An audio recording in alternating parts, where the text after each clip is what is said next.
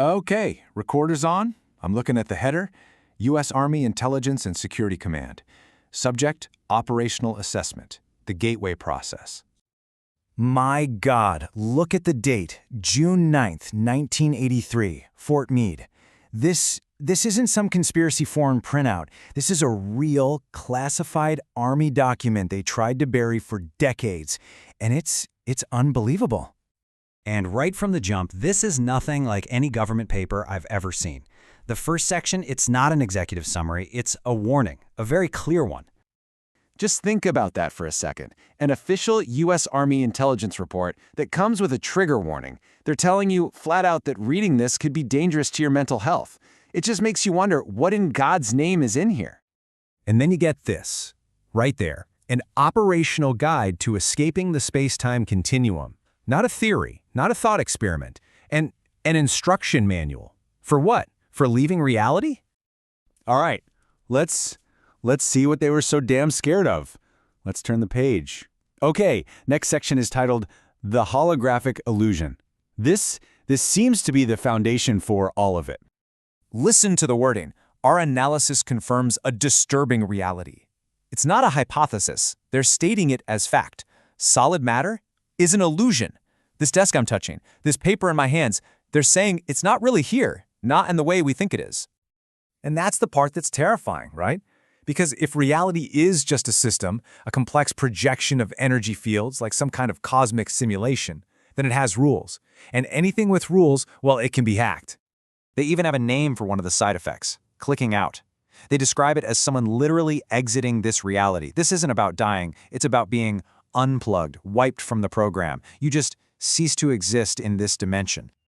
So, if all this is just an illusion, the world, the stars, then what are we? What are we made of? Are we just energy patterns that somehow learn to think we're solid? The document says the key is in our heads. Yeah, because this isn't philosophy for them. They're not just proposing the theory, they lay out the whole method. The section is literally called Hacking the Brain.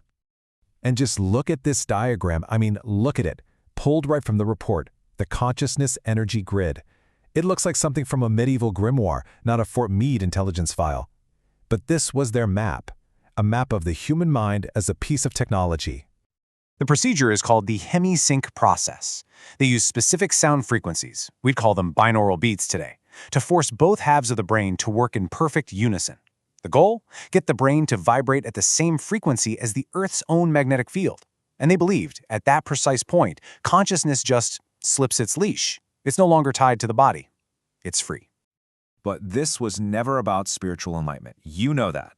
This was for the military. This was about intelligence gathering. This is where it goes completely off the rails, beyond time and space. They believed that if consciousness could leave the body, it could also leave the linear flow of time. They could go into the past, not just remember it, but access it. And even more chilling, they could perceive the future.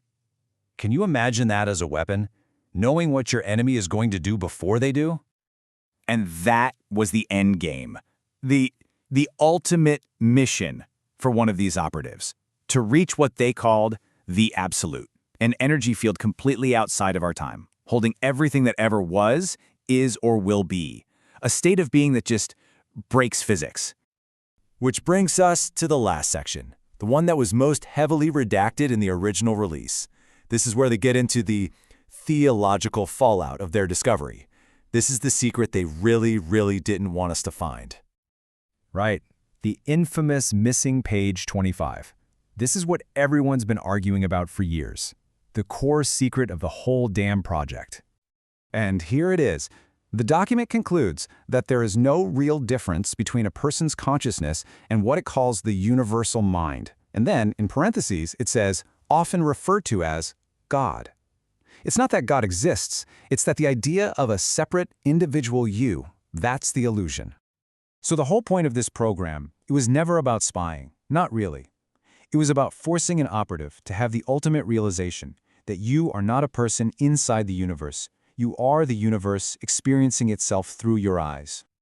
And this diagram, the cosmic egg, that's their map of reality, a closed loop, a hologram that's constantly looking at itself, forever. For them, this wasn't some wild theory. This was a blueprint of the prison we're all living inside. What if they were right?